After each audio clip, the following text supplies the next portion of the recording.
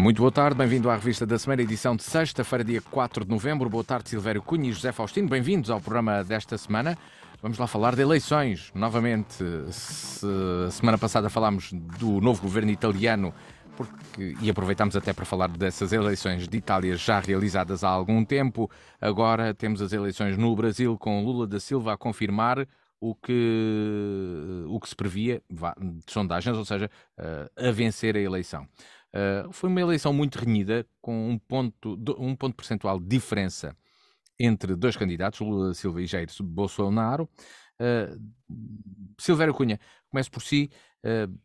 Esta foi uma luta muito renhida, que já se esperava, mais do que seria mesmo expectável nesta segunda volta, com Lula da Silva a ter aquela mega coligação que até junta liberais ao PT.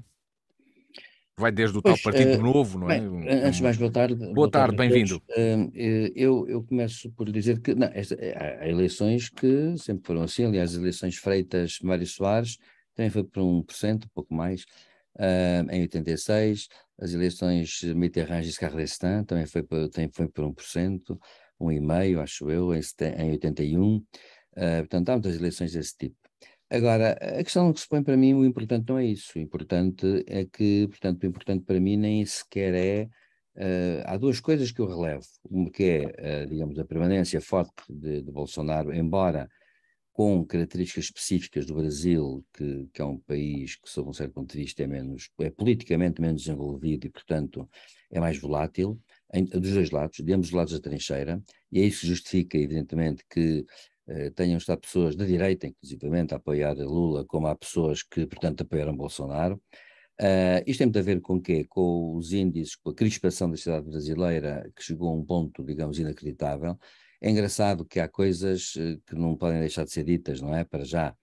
É bom lembrar, isto não deixa de ser curioso, porque é bom lembrar que Dilma, por exemplo, sofreu um impeachment acusada de um crime que se provou depois não ter cometido. Aliás, o próprio Congresso brasileiro que a impugnou reconheceu mais tarde que ela não tinha cometido nenhum crime de corrupção. Aliás, ela é a única presidente neste momento que, de facto, não cometeu nenhum crime de corrupção, porque pairam sobre todos os outros, até anteriormente, enfim, questões dessas, que são típicas, aliás, dos países periféricos que existem na América Latina, na Ásia, na África, em que, efetivamente, a corrupção é um bocado transversal na sociedade e apanha todos os setores político-ideológicos. Portanto, a mim não me admira nada que haja em ambos os lados tenha havido fenómenos desses. Dilma, curiosamente, não foi assim, foi impugnada, depois reconheceu-se que não tinha cometido nenhum crime, mas já tinha havido eleições, que é uma coisa curiosa, porque teoricamente então deviam ser anuladas as eleições. Mas foi assim. Bom, portanto, é curioso isso da parte de Dilma, que com aquela sua cara muito severa, não, afinal de contas foi a pessoa que até hoje foi mais lisa. Bom, mas dizia eu, não, eu até nem simpatizo muito com ela, mas tenho que reconhecer que foi a mais lisa até agora, em termos judiciais. Mas dizia eu, o importante são duas coisas, a meu ver. Primeiro, o que deu a vitória a Não, Lula O Fernando Cardoso foi mais que ela. não, Fernando Cardoso teve um problema, que também teve problemas no governo que passaram, só que na altura não se ligava tanto ao problema, essa é que é a questão. De resto, Fernando Henrique Cardoso é um grande pensador e tudo isso, pronto, para mim está fora de causa, bem entendido, como pessoa. Agora, o que eu ia dizer era o seguinte: a mim parece-me que há duas coisas que são importantes. Primeiro, Lula ganhou porque Lula é um animal político, claro, e portanto tem uma grande capacidade de articulação de tudo. E conseguiu articular-se muito bem. E isso deu-lhe a vitória porque ele, não é por acaso que ele começou por falar em Deus, não é? No seu discurso de vitória e acabou a falar em Deus, não é? Bom, portanto, ele conseguiu fazer aquilo que se chama uma coligação muito ampla, que foi esbatendo até certo ponto o antipetismo que existe no Brasil e que é reconhecidamente, que é real. Bom, o Brasil é um país que é continental, é um país que é só governável a partir dos Estados, e portanto Lula agora conta com uma coisa que é, em cada Estado ele vai esgrimir as suas armas, inclusivamente com os bolsonaristas. Qual é a vantagem dele? E já vamos ver quais são as desvantagens. A vantagem dele é esta. Primeiro, tem 8 anos de presidência e sabe perfeitamente que qualquer escorregadela no sentido da corrupção será a morte política dele. Em segundo lugar, ele sabe perfeitamente que os adeptos de cada bloco não são adeptos fiáveis, nem os de Bolsonaro, nem os de Lula. Ou seja, há gente que dá a volta ao prego. Aliás, Dilma foi impugnada porque o Presidente se recusou a relevar crimes de corrupção cometidos no Congresso. E os deputados voltaram-se contra ela. E acontece que até houve deputados que eram aliados do governo que se voltaram contra ela. Isso nasceu daí. Ela foi mexer no ninho de vespas. Ora, acontece que o Lula vai tentar inverter a situação. O que vai fazer? Vai falar com bolsonaristas e vai dizer-lhes que, a troco de apoio do governo federal, naturalmente, a troco disto, a troco daquilo, ele vai, digamos, dar-lhes também, permitir-lhes fazer brilharetes individuais e vai permitir-lhes subir na política. Lula conta com isto. Lula, digamos assim, agora tem um ponto forte ainda muito grande, que eu acho que vou só no fim dizer, porque depois quero dizer que quais são agora os pontos fracos. Os pontos fracos são as vantagens de Bolsonaro. Bolsonaro veio com um discurso que captou imensa gente. Captou metade do Brasil, digamos assim, metade, menos 3%, acima de 1%, vá, e captou imensa gente.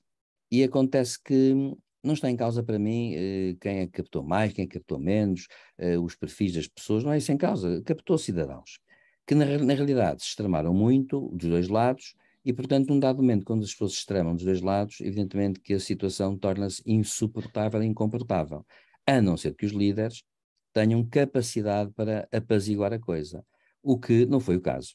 E, portanto, acontece que Bolsonaro veio e tem os bolsonaristas, digamos assim, convictos do seu lado, portanto, veio para ficar, de certa forma. Portanto, Bolsonaro veio para ficar. Bolsonaro agora, digamos, recua, mas vai se reorganizar e vai tentar aproveitar Admite todos os que pontos Bolsonaro fracos dele. siga as pisadas de Trump nos De Estados certa Unidos. forma, vai tentar fazê-lo. A única diferença agora, qual é o ponto fraco dele? O ponto fraco dele é o ponto forte de Lula. É que Bolsonaro não tem as capacidades de liderança, por exemplo, que Trump tem, não é? Não tem o dinheiro que Trump tem.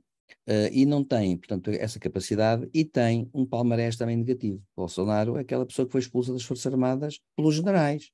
Porquê? Porque queria aumentar o seu salário, ainda por cima, com um processo desse tipo. Bolsonaro é uma pessoa que não evidenciou, digamos, qualidades nenhumas. É uma pessoa isolacionista, é uma pessoa que, do ponto de vista diplomático, não sabia dizer duas com três, é uma pessoa que, efetivamente, depois é amigo de Putin, pessoal, gosta muito dele, e diz isso com toda a convicção e entusiasmo. E, portanto, Bolsonaro não conseguiu, digamos assim, não tem qualidades de liderança, não tem. O que ele tem é uma coisa, é um forte sentimento nos seus eleitores anti-Lula, que é uma coisa diferente. E, portanto, o que vai acontecer é que Lula, o que vai explorar, é o ponto forte de Lula, é a fraqueza estrutural da personalidade de Bolsonaro. Lula tem uma vantagem que também é esta, é que, apesar de tudo, houve uma coisa que me surpreendeu também, que foi, já disse aqui na semana passada, falámos quando falámos do Brasil, disse isso, foi o estilhaçamento do centro-direita tradicional. Aliás, o vice de Lula é um homem de centro-direita, o vice de Lula. Portanto, o Alckmin. E, portanto, acontece que Lula está naquela fase em que vai pretender reorganizar-se com pessoas que até apoiaram o Bolsonaro na primeira fase. Eu dou um exemplo. Aquela senadora que apoiou Lula agora, Tebet, está ligada ao agronegócio, muito ligada ao agronegócio. Ela representava uma grande parte de eleitores do agronegócio. Ora bem, ela passou-se para o lado de Lula. E acontece que ele vai, obviamente, satisfazer interesses do agronegócio. Portanto, o que é que vai fazer Lula? Lula vai dividir para reinar e vai tender a captar forças que até agora apoiaram Bolsonaro, mas que na imensidão do Brasil acabam por ser permeáveis a medidas políticas concretas que ele pode fazer. Portanto, esta, digamos assim, é a grande Será fraqueza de assim? Bolsonaro. Muito Portanto, bem. agora eu acho uma coisa, agora deixa-me só terminar só para dizer isto. Há um bolsonarismo, eu vou dizer assim, o lulismo existe. O lulismo existe. Não é, a meu ver, uma ideologia, mas existe por causa dos tempos que ele teve e da liderança que ele teve. E porque ele, antes disso, é bom lembrar, esteve 40 anos à frente dos sindicatos metalúrgicos, não é? Portanto, ele tem uma capacidade de liderança muito maior que Bolsonaro. Tem uma história. Bolsonarismo existirá ou não? Agora o Então, bolsonarismo. A questão que o bolsonarismo tem é que eu acho que tem um líder que é fraco do ponto de vista ideológico. E, portanto, como é fraco do ponto de vista ideológico e rodeou-se de medíocres, também devo dizer isso, a direita brasileira tem gente muito melhor e tem gente muito mais capaz, deve dizer-se. E acontece que ele rodeou-se de pessoas muito medíocres e, portanto, acontece que a direita brasileira, de algum modo, não tem em Bolsonaro um líder político natural, porque ele não é um homem político natural, não é. E depois, como tem problemas porque legais e tudo isso, e agora vai-se ver o que vai acontecer agora. Deixo-me só terminar com um número, que é um número espantoso. Segundo se diz, todas aquelas leis que ele pôs no Congresso, em que tirou o orçamento secreto, em que tirou dinheiro de uma data de outras rubricas do orçamento, distribuiu por deputados que não têm até o dever legal de justificar o dinheiro que têm, isto é, que têm nas mãos do Orçamento Geral do Estado brasileiro. Ora bom, tudo isso é inconstitucional e tudo isso vai abaixo agora. E quando isso acontecer, claro que vai ficar exposta a muita coisa. Fala-se em mais de 100 mil milhões, digamos, de desvio de Sim. dinheiro, que é uma loucura completa. Ao pé disso, deve Sim. dizer-se que o mensalão, por exemplo, não é nada, é um mensalinho, não é? Bom, agora o que é que vai acontecer? Portanto, eu acho que vai haver um jogo de crispação contínua. Bolsonaro também tem o inconveniente, se crispar muito também Uhum. cansa, e depois cansam-se. Perde Agora, os seus apoiantes. perde vantagens. Sim. Lula, agora, vou dizer, para terminar é isto, vai ser 4 anos muito difíceis, porque Lula, para que poder, e agora termino com um número, para poder satisfazer, digamos, interesses todos, que foi um bocado aquilo que ele fez no primeiro mandato, com um quadro económico favorável, que agora não existe, ele precisaria agora de 200 mil milhões a mais. Ora, para isso ele uma de duas, ou se endivida externamente, ou então faz um jogo perfeitamente, não sei como, com as receitas do Estado Federal. Ora, isso é que é o problema. Vamos, José Faustino, que comentário fazes a este resultado das eleições no Brasil? Esta diferença tão curta, os protestos que surgiram depois, a pacificação que entretanto já existe, aparentemente já está a acontecer, passado quase uma semana de eleições, neste Brasil. Bom, boa tarde aos Boa nossos tarde. ouvintes. Eu o que tenho aqui a dizer é o seguinte: sabemos que estas eleições, quando são assim de taco a taco, que a diferença é pouco. E de facto, 50,9 para 49,1 faz uma diferença de 1,8%. Em termos práticos, são 2 milhões de votos. É muita gente comparado, por exemplo, com Portugal, mas também é bom dizer que eles tiveram as maiores votações de sempre, tanto faz o Bolsonaro como o Lula. Portanto, as abstenções baixaram. O que quer dizer que as pessoas estavam muito motivadas para estas eleições. E eu disse disto desde o princípio e continuo a dizer. Lula não ganhou eleições nenhumas, antes pelo contrário. Bolsonaro perdeu as eleições. Portanto, os anti-Lulas perderam. Os anti-Bolsonaro ganharam. E, portanto, esta é que é a questão. Portanto, à luz disto, é que permite tudo aquilo que o professor Silvério Cunha disse e mais algumas coisas que se poderão dizer, no sentido de alianças estratégicas, táticas, etc., e toda a evolução futura que o Brasil poderá vir a ter. O que é certo é que nem Bolsonaro, que de facto está muito impreparado, teve tempo para isso, foi muitos anos deputado ou senador, uma coisa dessas, teve tempo para se preparar, mas não se preparou. Portanto, Bolsonaro é um indivíduo com pouca preparação política para o cargo de presidente do Brasil.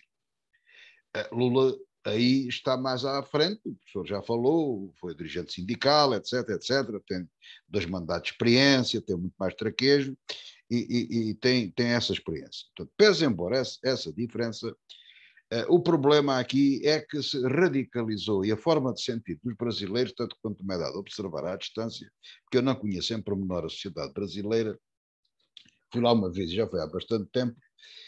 O que me parece é que eles, como todos os eleitores, funcionam por aquilo que lhes diz coisas no dia a dia e por aquilo que ouvem, e que ouvem na rádio, que vêem na televisão e tudo mais. Portanto, criaram-se ali, e isso está-se a verificar em todo o lado, onde há democracia, isso é um problema que nos deve, que, talvez no próximo ponto fale sobre ele, mas é um ponto, uma situação que nos deve levar a refletir sobre a saúde da democracia e sobre o que é que se passa com a democracia. Porque parece que isto inevitavelmente está a levar a extremos, portanto, e as sociedades ficam extremadas. Ficam de um lado um indivíduo que defende determinados valores, porque eles também estão misturados e têm alianças misturadas, desde a esquerda até à direita, e do outro lado outro, no mesmo sentido. Portanto, não sou daqueles que subscreve que ganhou a democracia, em detrimento seja daquilo que for, não ganhou democracia nenhuma, quem ganhou foi o Lula, e o Lula não é propriamente nenhum modelo de democracia. Vamos ver. Portanto, o professor Silvério Cunha já tocou aí de leve nisso, fez 2 mandatos numa altura de vacas gordas e que, de facto, sendo um indivíduo de esquerda, teve preocupações sociais e teve algum êxito nessa matéria, há que dizê-lo, e os pobres ficaram desagradecidos por isso. Mas teve a colaboração de empresários. Sim, mas agora também os empresários querem o bem-estar dos trabalhadores, ao contra. Isso é um mito que se faz querer aí da esquerdinha fofa que faz essas coisas aí para a malta acreditar, não é? Portanto, isso já não dá, não é? Portanto, quem anda nisto a sério, não é? Os empresários que andam nisto a sério querem, como senhorios, como toda a gente, como investidores, quer que os investimentos dêem rentabilidade para terem retorno, os senhorios querem ter bons inquilinos, boa gente pagadora, trabalhadora, que viva bem, que estejam felizes. E os empresários querem bons trabalhadores, competentes, produtivos, ganhem bem, que andem contentes e que gostem da empresa. Isto é o mundo, não é? Agora construiu-se outra narrativa diferente desta, mas pronto. E é verdade que Lula teve e tem o apoio de empresários, como é evidente, isso como Bolsonaro também tem. Agora, verificaram-se aqui alguns fenómenos que trouxeram alguma novidade. A comunicação social quis comparar, e desde o princípio quis colar o problema do Brasil e de Bolsonaro a Trump e aos Estados Unidos. Não tem nada a ver, tenham a santa paciência. Porque aqui a questão, o que é que os brasileiros dizem? Enquanto os americanos foram para o Senado para não haver posse, para haver ali um golpe, digamos, um corte no movimento normal da democracia.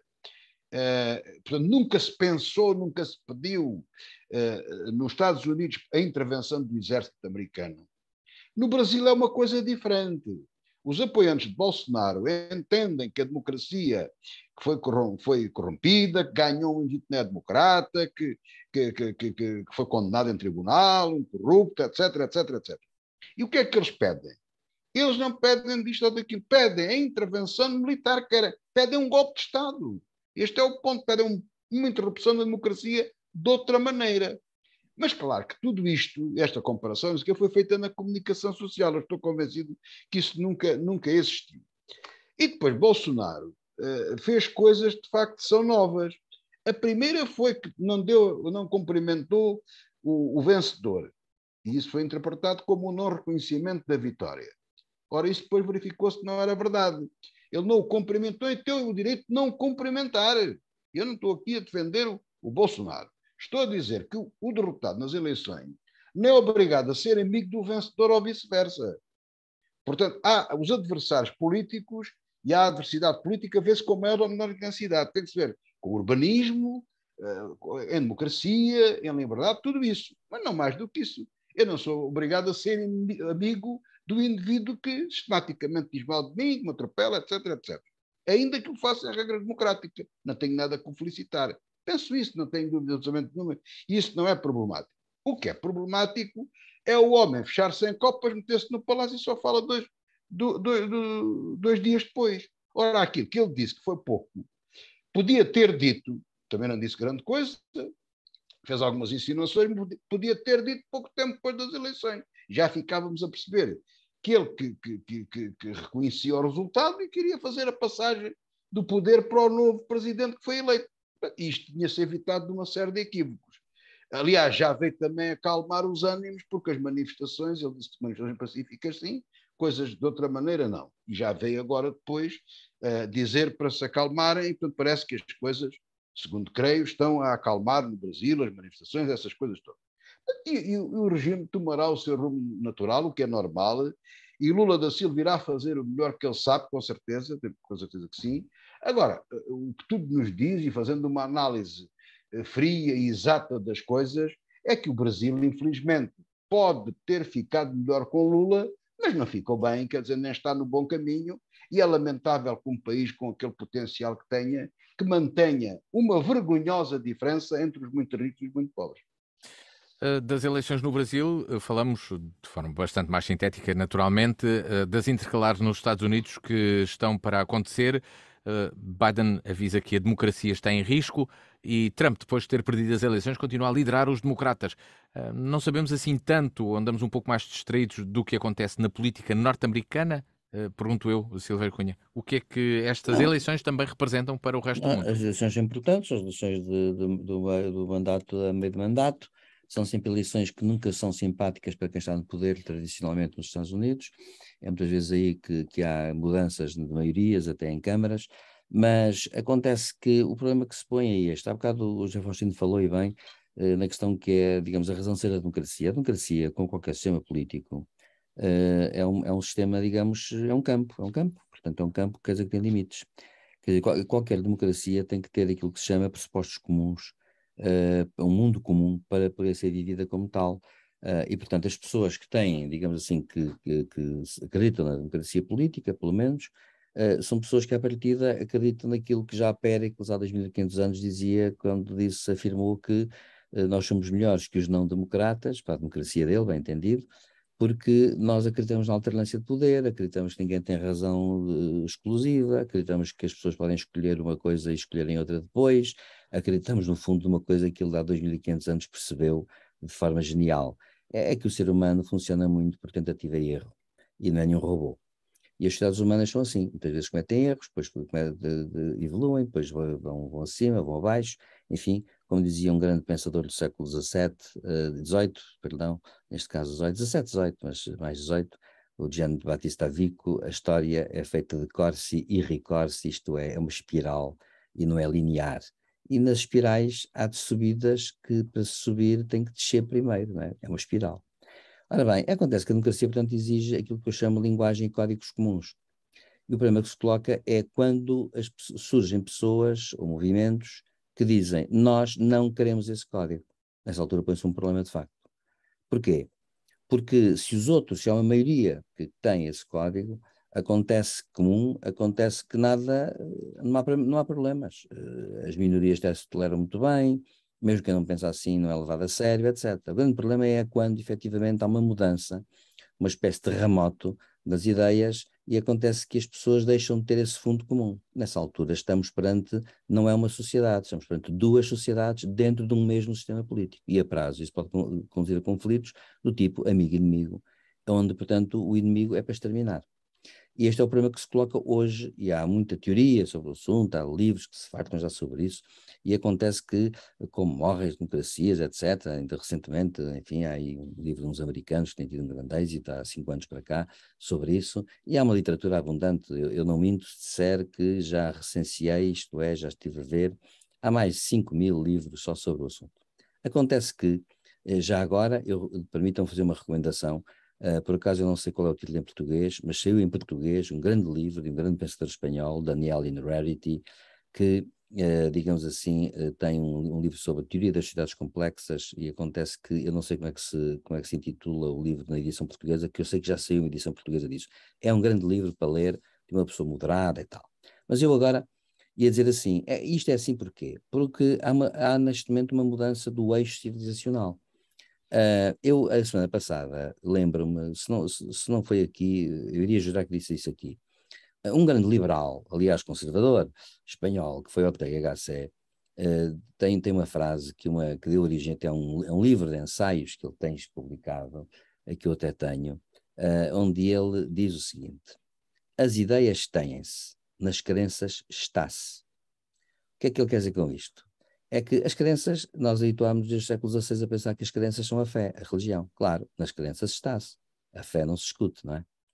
As ideias são uma coisa complicada, porque as ideias têm-se e podem ser desconstruídas, podem ser argumentadas, podem ser desmontadas, podem ser montadas, podem ser, portanto, nós temos sistemas de ideias, temos o seu contrário, temos, portanto, muitos argumentos e muitas racionalidades a trocar.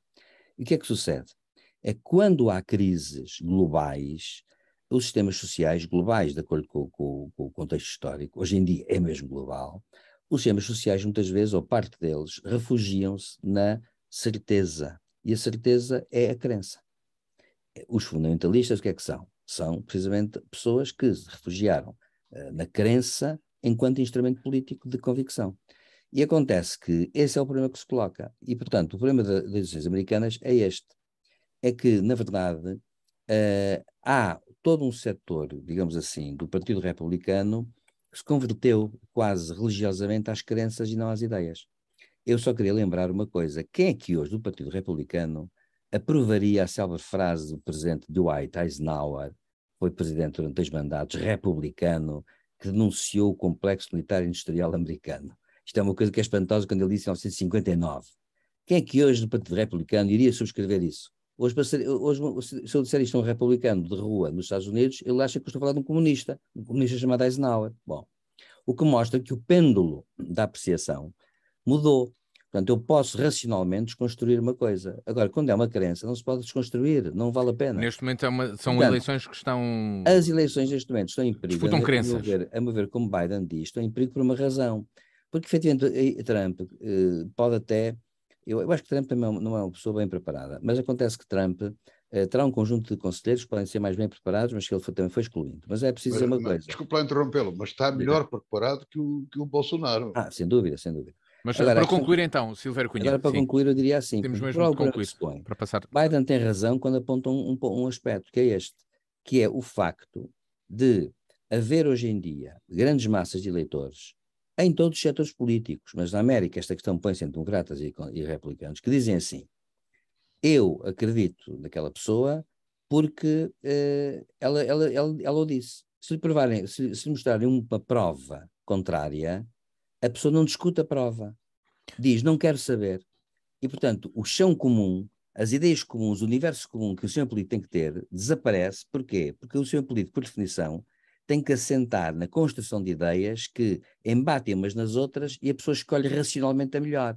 Não são as de fé. Agora, eu que terminava dizendo-lhe uma coisa só, Matias, tem lá, desculpa, paciência, eu tenho que calar na próxima questão muito, mas vou-lhe dizer uma coisa. Sabe que eu queria lembrar, porque, enfim, isto são questões, eu sei que são questões de pormenor, mas são pequenas questões, mas que têm importância. Todos os povos têm história. Os americanos têm uma história que é recente.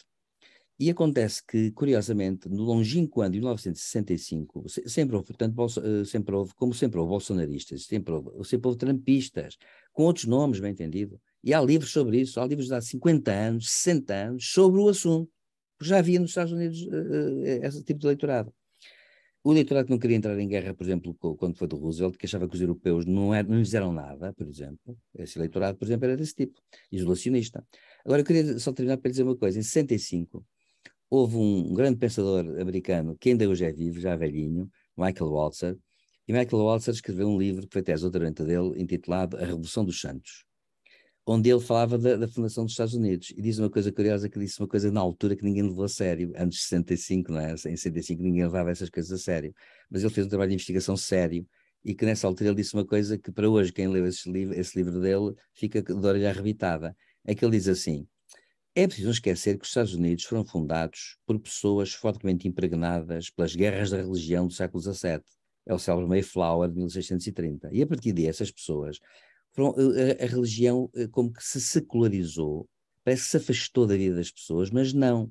Ela está dentro da vida das pessoas de uma forma subterrânea. E é por isso que ele diz que quem fez a Revolução Americana, ao contrário do que se julga, foram iluministas americanos, sem dúvida, todos racionalistas, mas aquela população que foi atrás deles era profundamente religiosa e assente em crenças.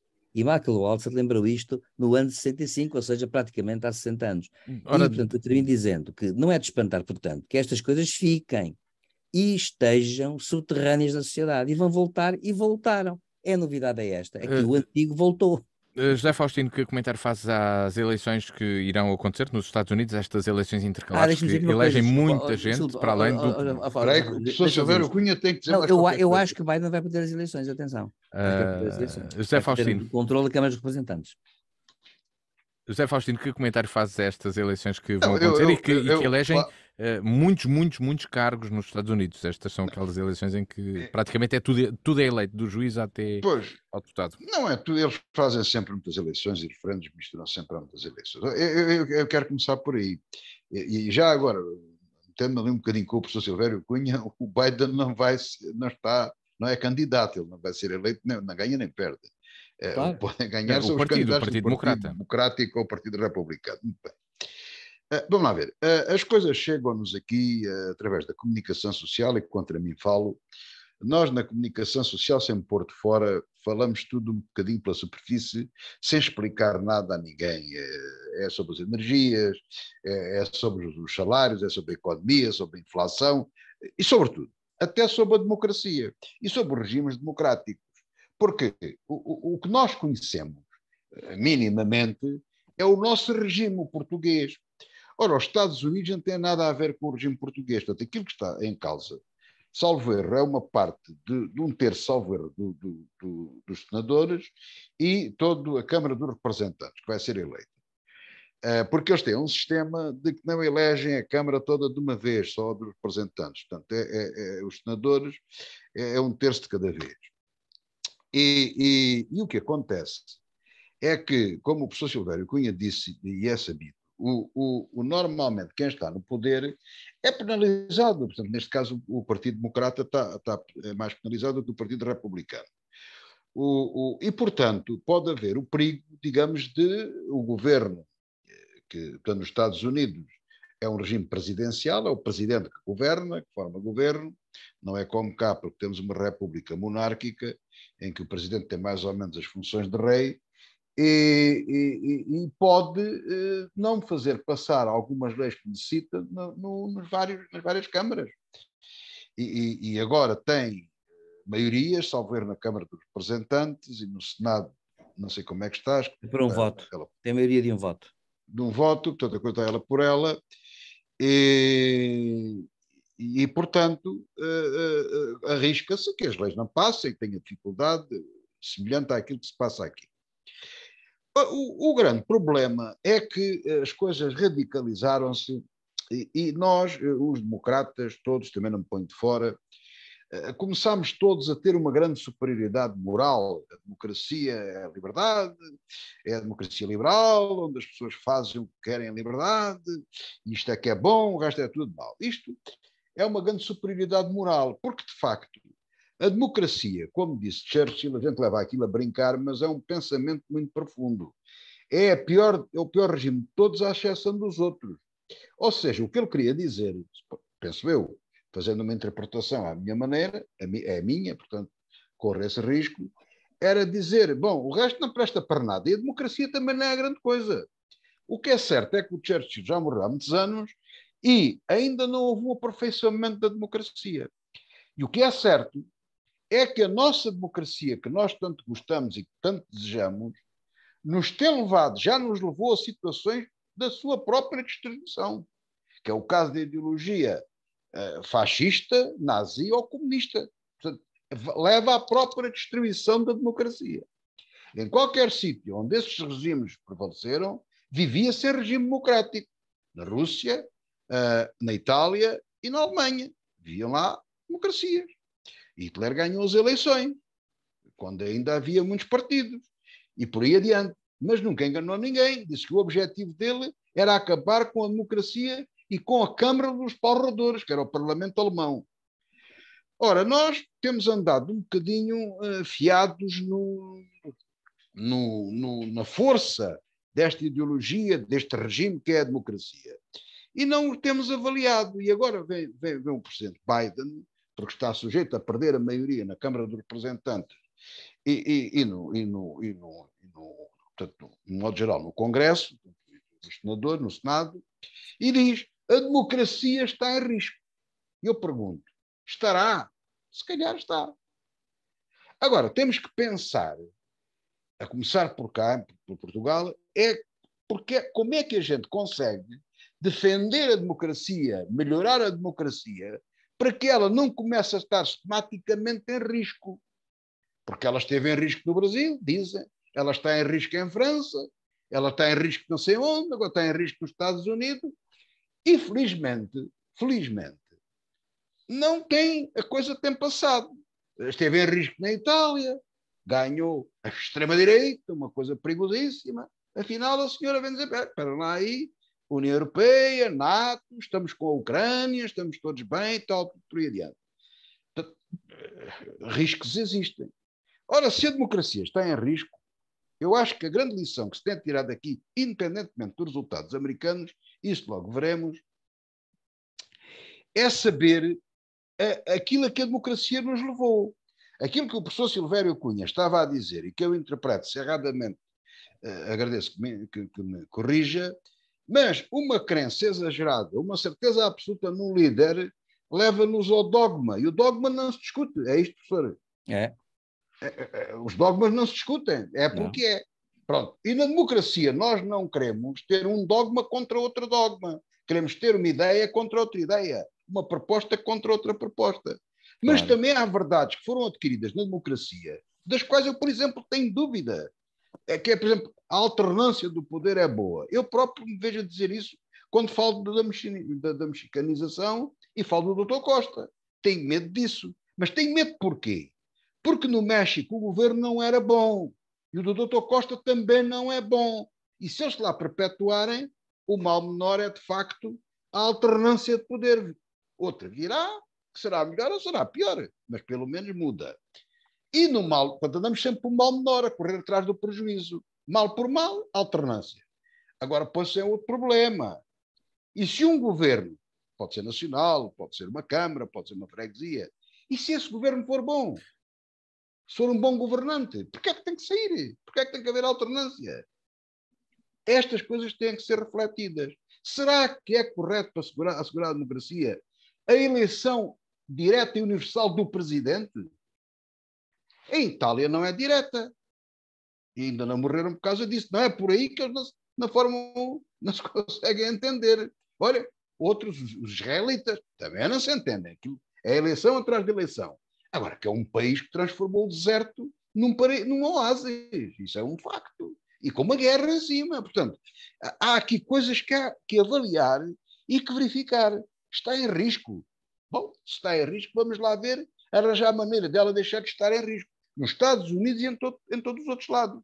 Porque, para mim, o maior risco da democracia é a invasão da Ucrânia por um ditador comunista soviético chamado Putin, que é totalitarista, não é democrata, e que já está na prática, de facto, a cortar o que é a democracia, a liberdade de expressão, etc, etc, etc. E, portanto, isso é que é de facto perigoso. Agora, sem prejuízo de que estes afloramentos nos Estados Unidos, no Brasil, na Itália, em França, esperemos que em Portugal, lagarto, lagarto, lagarto, que não, isto é que temos que perceber e preparar o futuro. Eu acho que se devia começar a refletir sobre o regime democrático. Não é acabar com ele, é aperfeiçoá-lo, é melhorá-lo. Fica essa nota, então. O papel dos partidos na democracia é o melhor.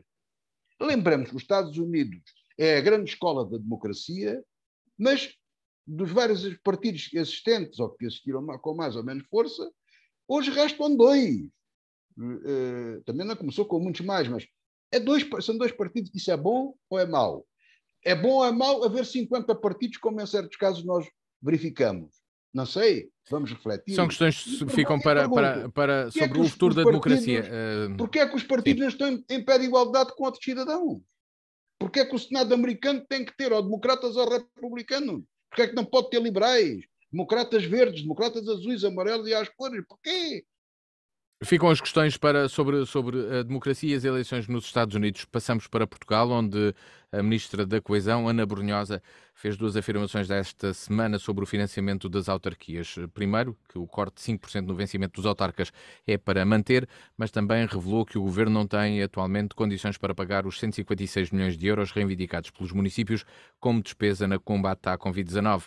Vai usar um fundo europeu de 60 milhões inicialmente, mas não pode chegar a estes 156 milhões. Silvério Cunha, mantém-se o corte no vencimento dos autarcas que alertaram para essa situação, 5% ainda em vigor no próximo orçamento de 2023. Bem, em teoria, claro, tudo depende das razões que fundamentam isso, não é? Vamos cá ver se porventura esse corte for de 5% dos autarcas e não for no resto dos governantes, não tem sentido. É para todos, é do corte geral. Do corte geral. Bom, é o Passos Coelho.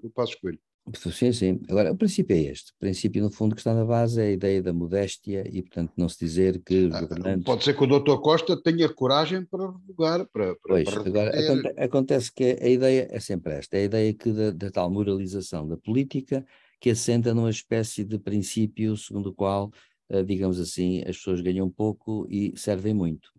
Bom, eu devo dizer que tenho uma vantagem, nunca fui político, portanto não tenho nada a oferir disso, e acontece que, eu devo dizer o seguinte, eu acho isso tudo uma coisa um bocado parva, por uma razão, porque acho, com toda a franqueza, que os políticos deviam ser bem pagos.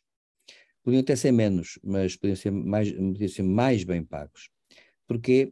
Porque seriam melhores, certamente. E acontece que uma das razões porque se mantém esta, eu acho que a política acaba se for serviço público, devíamos ter lá os melhores para precisamente pensarem o melhor possível e nos representarem o melhor possível. Ora, isso numa sociedade que é baseada, queremos ou não, ou seja justo ou injusto, quer dizer, isso é uma questão agora a discutir nos seus pressupostos. Os pressupostos são sempre discutíveis. Mas numa sociedade digamos que se baseia na meritocracia, ou se baseia nas habilitações, nas qualificações, para aqui e para acolá, é evidente que, portanto, tem sentido que esses ganhem bem.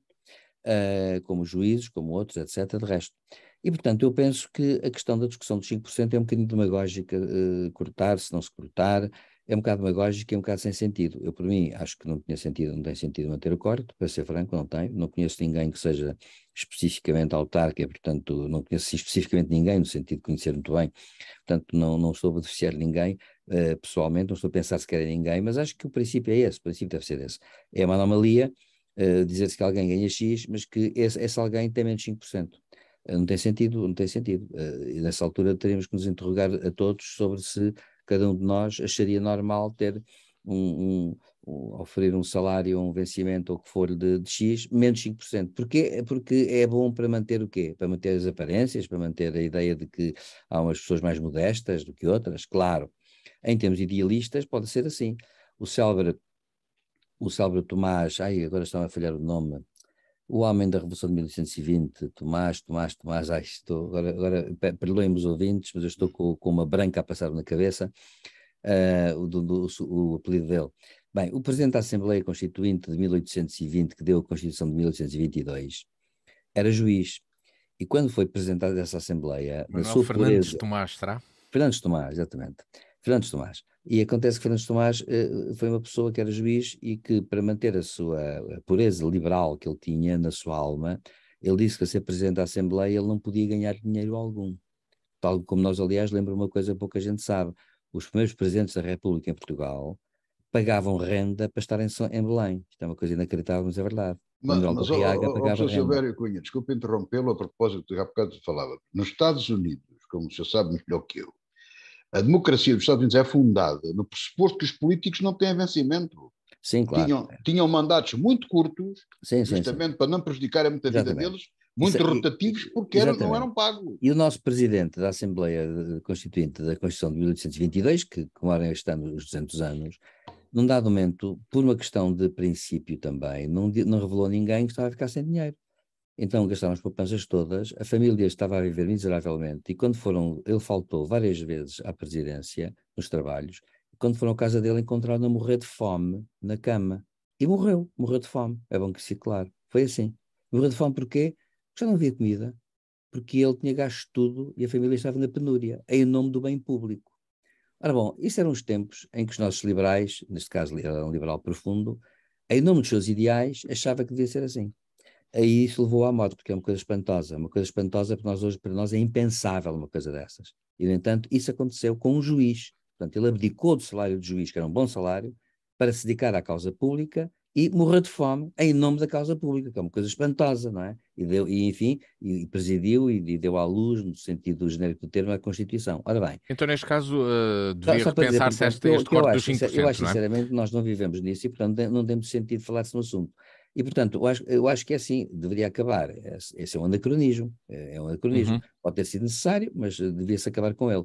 Portanto, acontece que eu, francamente, acho que o governo não fazer é uma questão que tem a ver com uma espécie de moralização da vida política, que é, a meu ver, uma pseudo-moralização. A moralização da vida política não vem daí, vem da competência, vem da transparência, vem da capacidade que as pessoas têm de ser competentes a exercer os seus lugares e funções. Portanto, era daí, e isso devia ser bem pago. Agora, se não fosse bem pago, saíam, se não fossem competentes, naturalmente, saíam. E o grande problema do nosso país é que não tira nem sai, não mexe, nem tira nem deixa de mexer, não se faz nem deixa de fazer, é tudo assim. É uma mentalidade muito portuguesa, muito negativa, onde para todos os problemas se arranja uma comissão e para todas essas questões se acha que é muito moral fazer-se assim. Eu acho tudo errado e, portanto, acho que, sinceramente, não tem José sentido. Faustino, temos aqui uma posição meramente moralista, então devia ser revisto este corte dos Não, 5%. não, neste momento não pode ser revisto, quer dizer. Isto são conversas que se arranjam. Vamos lá Claro. ver. Isto, o problema aqui é mais complicado do que parece, porque o problema das autarquias é.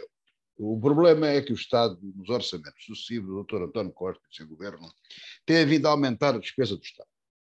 Mercê de várias sortes que têm tido, de um aumento brutal da carga fiscal, agora com a inflação saídos do totoloto, e tem muito dinheiro e, portanto, o Estado cada vez está mais gordo. O Estado que o outro chamava o monstro, está cada vez mais gordo. Todavia, essa monstruosidade e essa coisa toda não se tem refletido no poder local, nas autarquias, nas câmaras. Isto é um facto. É pedido muita coisa e sistematicamente são pedidas coisas às câmaras, mas que não vêm com o dinheiro a acompanhar. Quer dizer, existe, passa-se competências, isto os grandes defensores da regionalização. Quer dizer, parece outro, juntemos-nos e ir combater o inimigo, não é? Portanto, tratai dos problemas e pagai-nos o respectivo dinheiro a nós, não é? Nós, a Corte de Lisboa. Hein? Lisboa, o dinheiro. E os outros que façam. E este é que é o problema. Esta questão dos salários levanta-se com os autarcas porque, na realidade, é a Corte de Lisboa que quer levantar salários.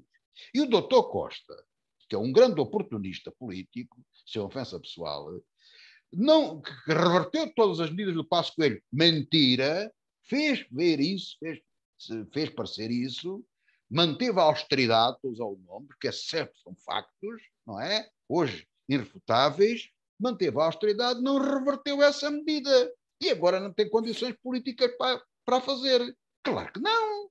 Então, quando se está a pedir sacrifícios às pessoas, quando se corta nas pensões, quando se não aumenta o valor da inflação, e provavelmente bem, porque senão a inflação ainda sobe mais, é preciso fazer contas, é preciso explicar estas contas às pessoas.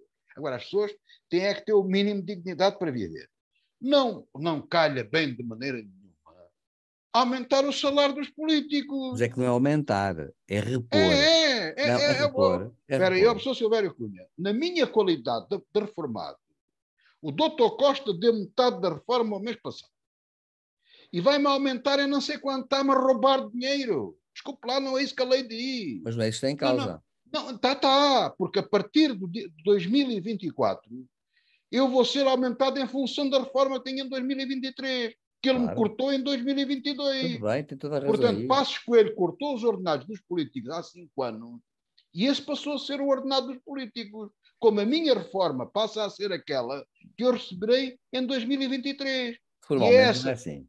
É essa que não vai é. estar sujeita, professor, é essa que vai estar sujeita às contas, ele próprio confirmou, para aumentar para 2024, a minha e dos outros todos. Portanto, houve um corte, o salário dos políticos passou a ser aquele. E é aquele em que está. E agora não há condições para aumentar o salário dos políticos. Mas se houver o doutor Costa que tome essa decisão e que seja capaz, eu aposto, singelo conta dobrado, que ele não é capaz. Porque ele nunca toma medidas deixa-me dizer uma coisa. Claro que não há condições psicopolíticas para não há fazer nada. Isso. Mas a questão não é essa. A questão é essa. Os cortes, a meu ver, não tinha, neste momento, não se trata de naquela altura teve bem aplicado. Não se trata, mas é que não se trata de cortar. O que acontece é que os cortes não foram definitivos. Há uma sentença do Tribunal Constitucional sobre isso.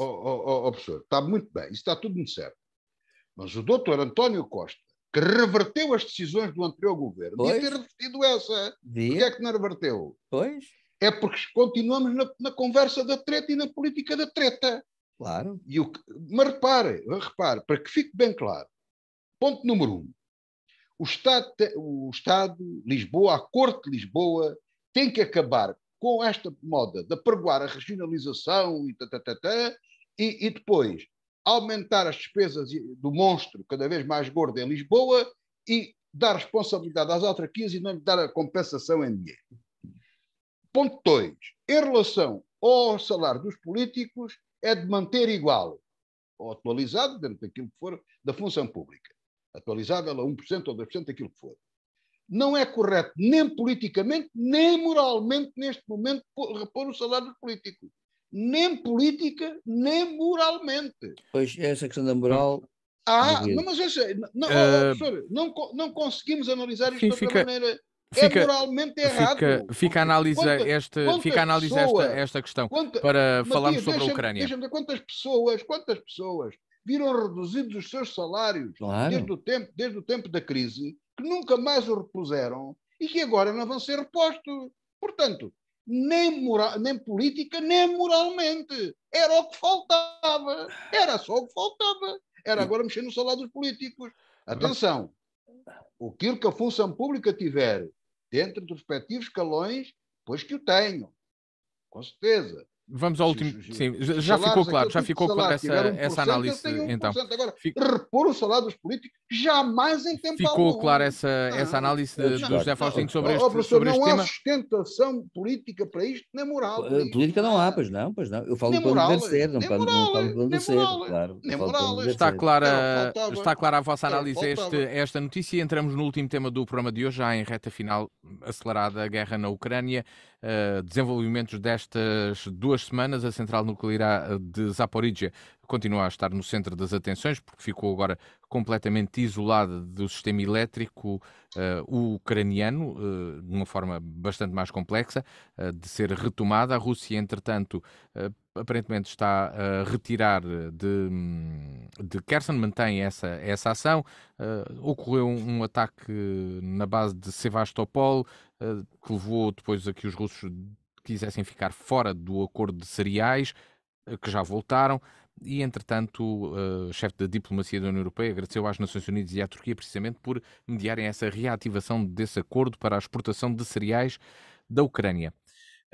Silvério Cunha, que comentário faz ao desenvolvimento da guerra na Ucrânia nestes últimos dias? Breve. Acho que na última semana não aconteceu nada de novo. Acontece que a Rússia faz estas brincadeiras de entrar, sair, tirar, pôr.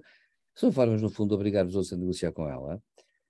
E Putin quer, no fundo, Putin está ansioso por negociações, bem entendido, e quer pôr-se numa posição de força o mais possível dentro da sua fraca posição para conseguir obter isto, aquilo e aquilo outro. E quer uma desculpa para dizer que sim, que desde agora entra, boa vontade, essas coisas todas. Claro que a Turquia desempenha também o seu papel de uma forma, digamos uma forma sempre muito dúplice, bem entendido. Mas acontece que é nisto que estamos, e portanto, enquanto estamos nisto, naturalmente nada do que é substantivo se vai resolver, e continua com aqueles ataques todos brutais às infraestruturas, vai bombardeando isto, vai bombardeando aquilo, vai destruindo tudo, e é esta guerra que ele sabe fazer, e acontece que, portanto, neste momento ele já percebeu, e em suma, que não só não vai resolver nada, como pelo contrário agravou todos os seus objetivos, porque vejamos, mesmo que ele, inclusivamente, amanhã, qualquer razão, não interessa qual, ficasse com uma parte daquele território, há uma coisa que ele já não pode ter e já não vai ter, é que ele já não vai ter sequer o apoio da população, a não ser que tenha de uma parte da população, mas não vai ter aquele apoio da população, inclusive que o apoiaria, em teoria, ou potencialmente no princípio. Já não vai ter. Porquê? Porque ele levou a um extremo, ele tem um conceito de guerra que é um conceito de guerra altamente destrutivo e que não é seletivo. E ele, ao tornar a guerra ser uma guerra muito, muito absoluta, muito, digamos, terra queimada, aquilo que ele sabe fazer, que já fez da Chechênia, que já fez da Síria, não é? Portanto, não é a primeira vez que ele faz, era expectável que ele fizesse isto. Acontece que ele agora quer sair de uma toleira em que se meteu, porque nas outras vezes ele conseguiu ganhar, julgou que aquele método era infalível e agora está a ver que não é. E quer, de certa forma, ser o melhor possível. Mas, entretanto, foge-lhe, digamos assim, foge-lhe o pé para a chinela, como se costuma dizer, e portanto o que é que ele faz? Vai agora, até a ideia dele é fazer vergar os ucranianos pela fome, pelo frio, fazê-los destruir o seu nível de vida todo, dar cabo do sentido do ânimo também, parece que não conta muito, mas o sentimento moral da população, porque a população pode resistir muito, ter uma grande moral, mas a verdade é que sucessivamente vai sendo desgastada, e tudo isso vai sendo destruído. Portanto, podemos dizer que é uma guerra de destruição com uma aparência de negociação aqui e ali, que não existe, mas que ele está mortinho por ter, mas que é claro, Zelensky não dá, e o Ocidente agora não dá, porque também já perceberam o jogo dele.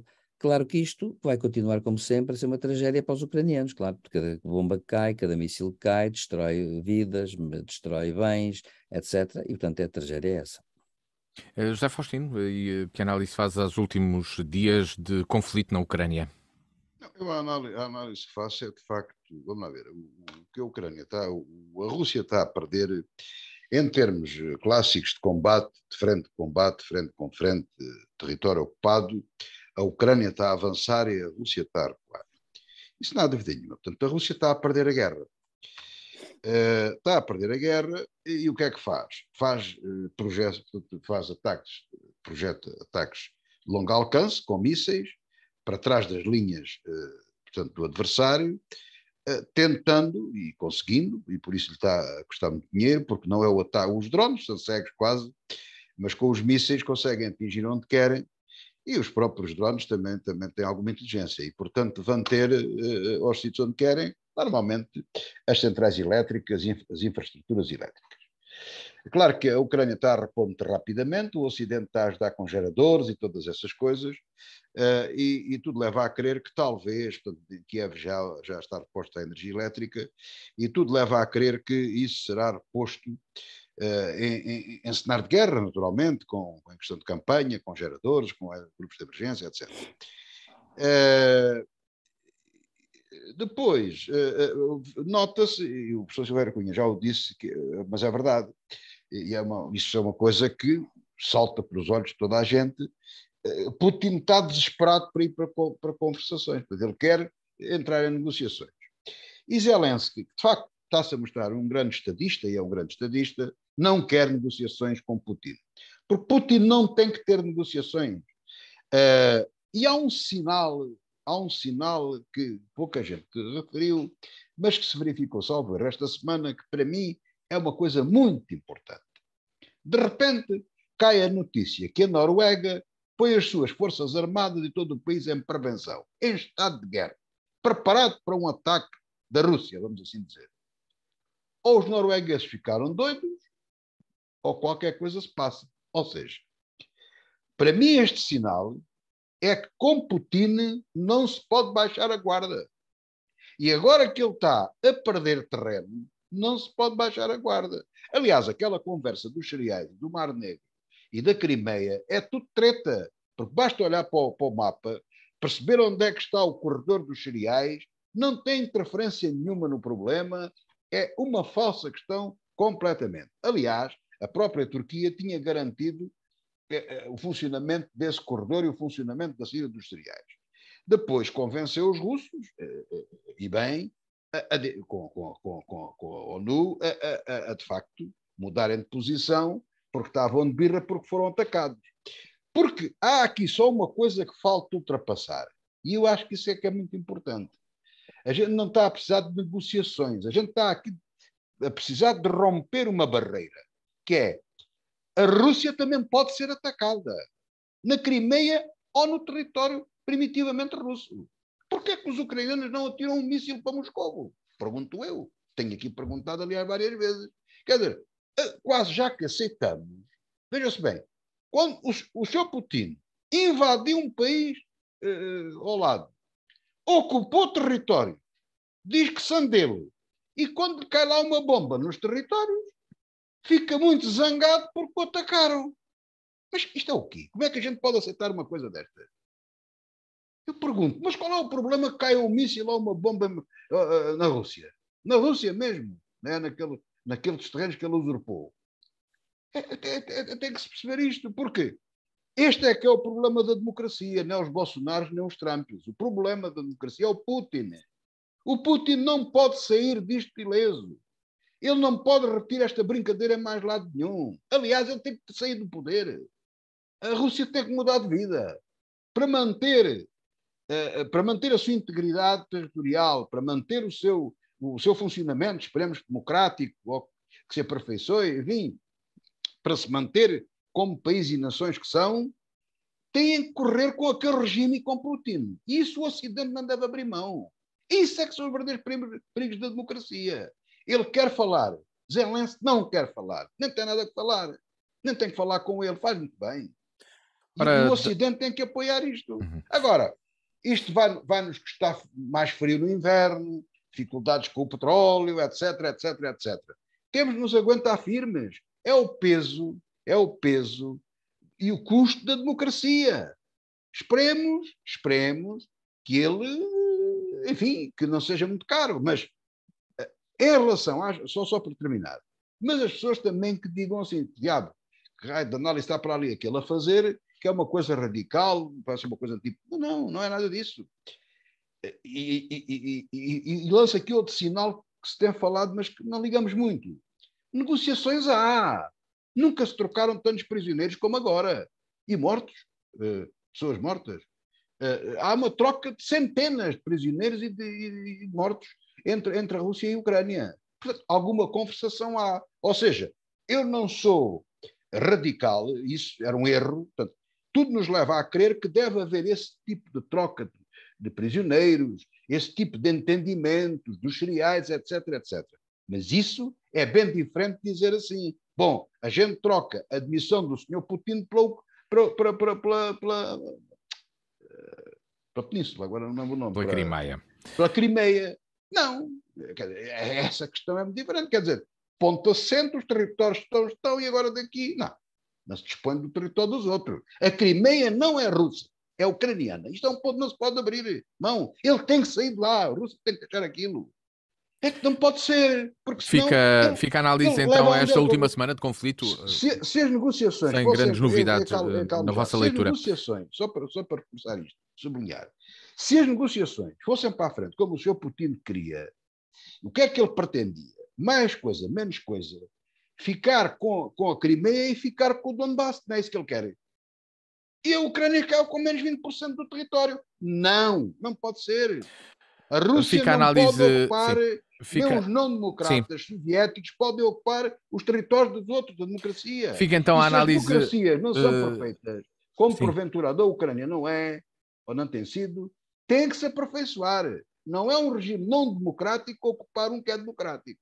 Fica assim a análise as últimas semanas, os últimos dias do conflito na Ucrânia. Terminamos a revista da semana nesta sexta-feira, marcando encontro consigo para de hoje a 8 dias, sempre na DNFM, sexta-feira às 18 horas, com repetição no sábado às 14 e sempre que quiser para ver e ouvir em www.dnfm.com.